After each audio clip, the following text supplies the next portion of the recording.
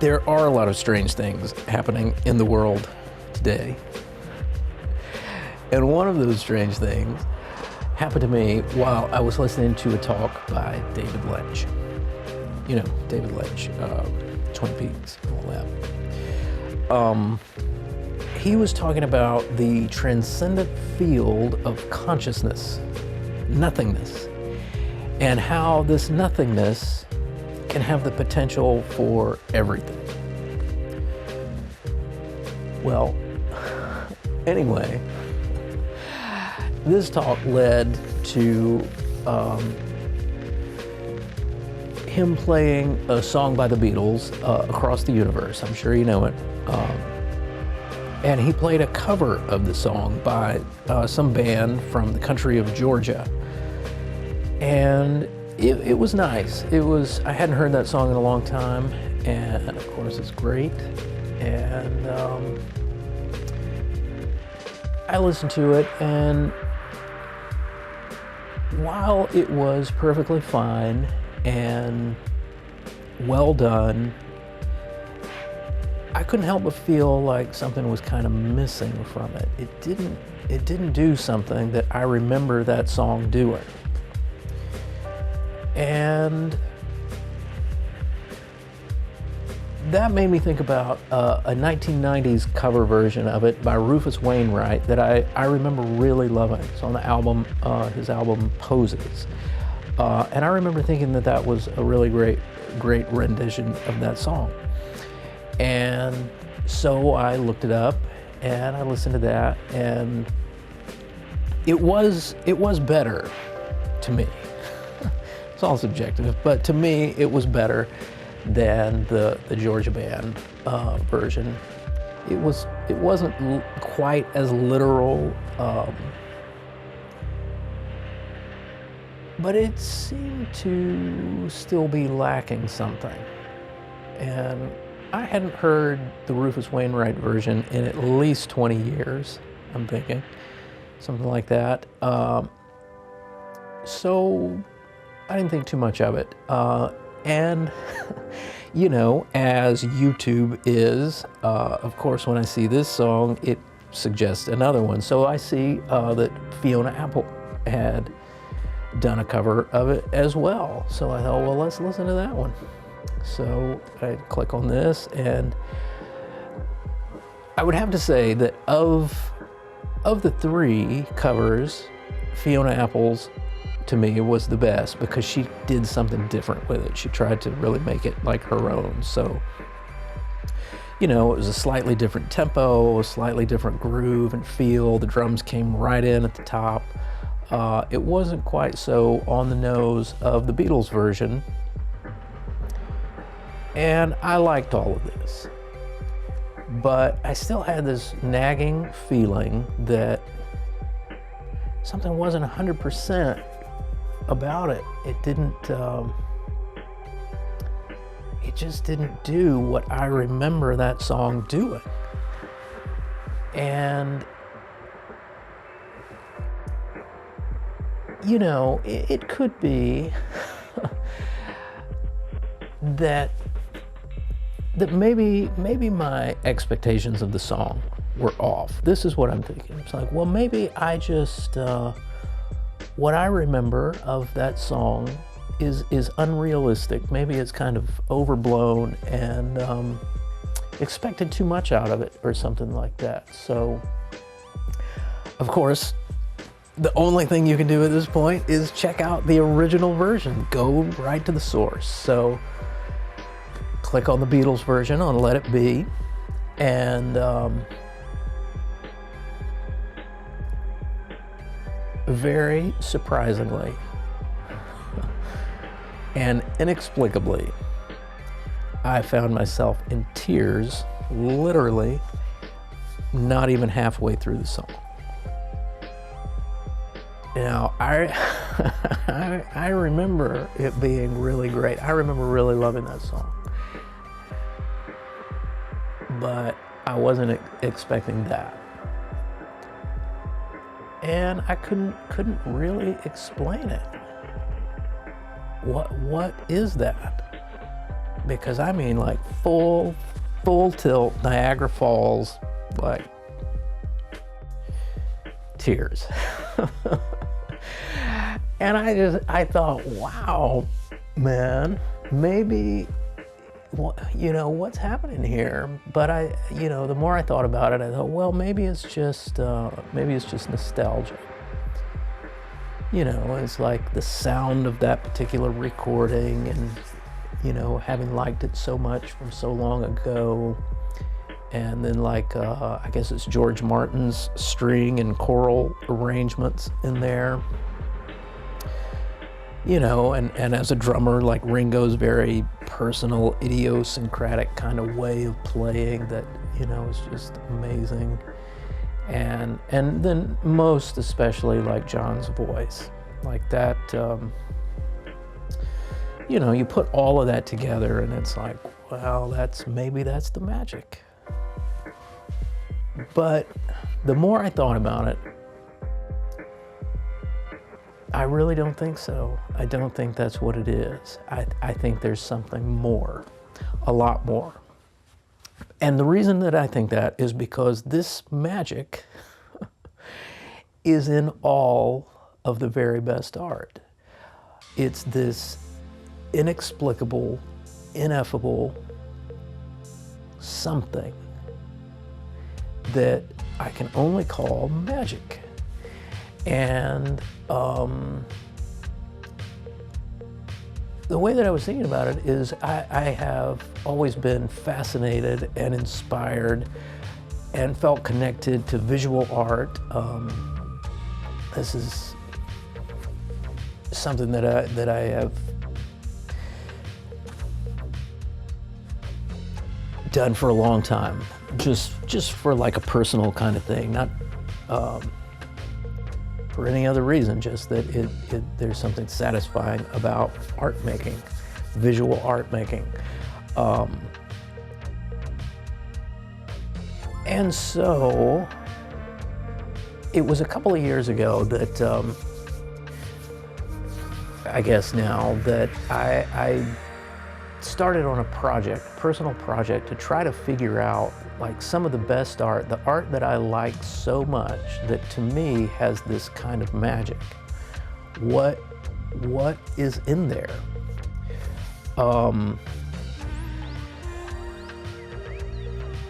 And what kind of got me thinking about this was that I went through some of the art of Joan Mitchell, and I found 2 or 3 or 4 paintings in particular of hers that really, I don't know exactly what it is, but it's the magic. And I feel the same way about Rothko, especially like certain ones, and Basquiat as well. And Basquiat's interesting because like, I probably didn't find Basquiat until about, it was probably around when I was a freshman in college, which has been a long time ago.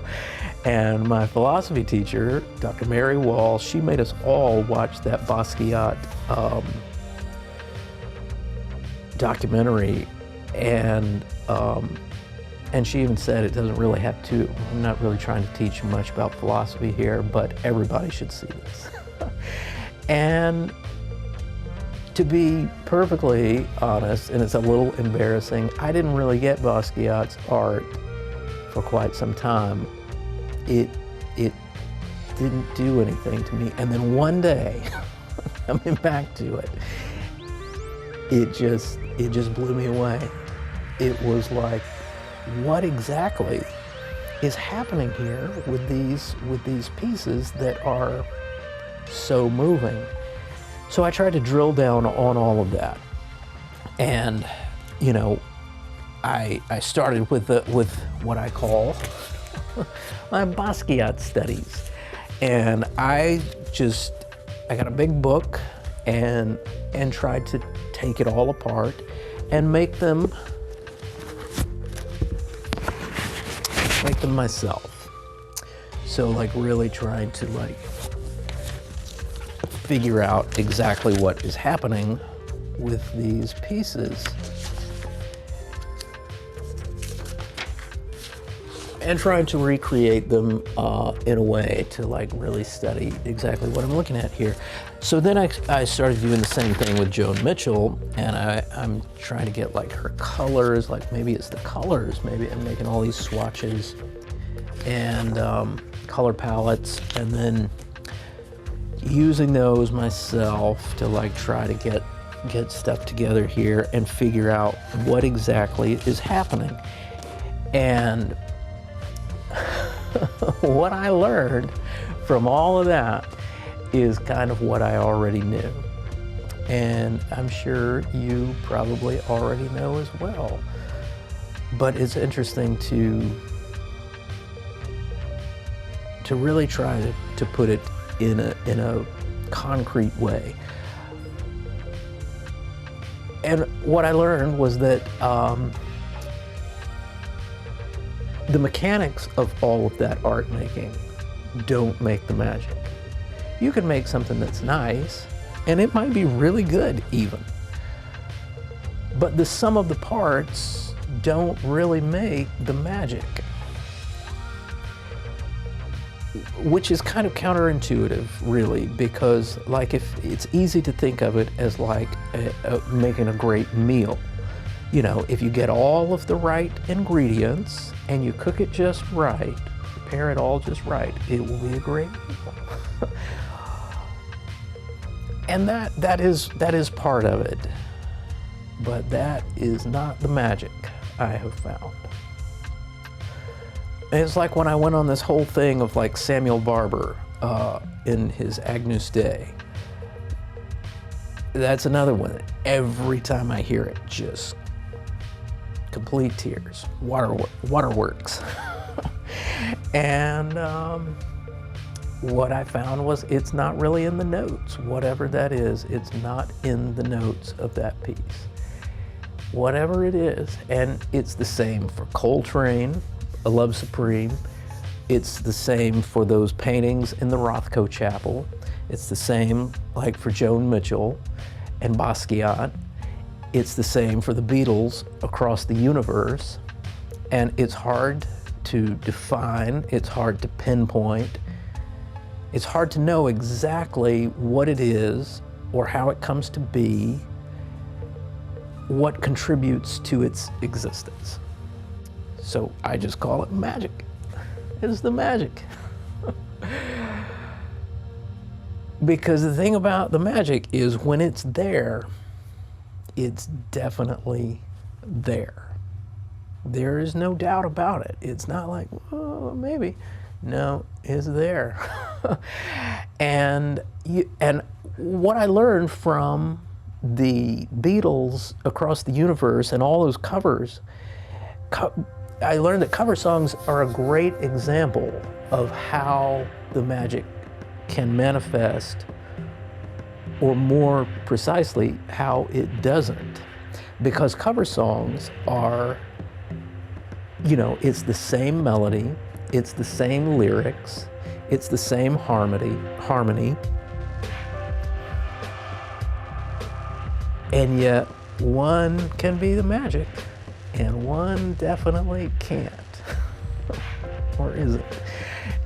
So it makes it very clear, it kind of highlights this difference between you can get all the ingredients and you can cook it just right, but it doesn't make the magic.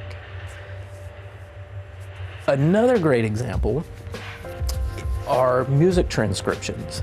So like I went to jazz school and like I've studied a lot of jazz music, and in the jazz music world in particular, transcriptions of people's playing is a big part of it, and that's all well and good. You can learn an enormous amount, and I've done a fair amount of that myself.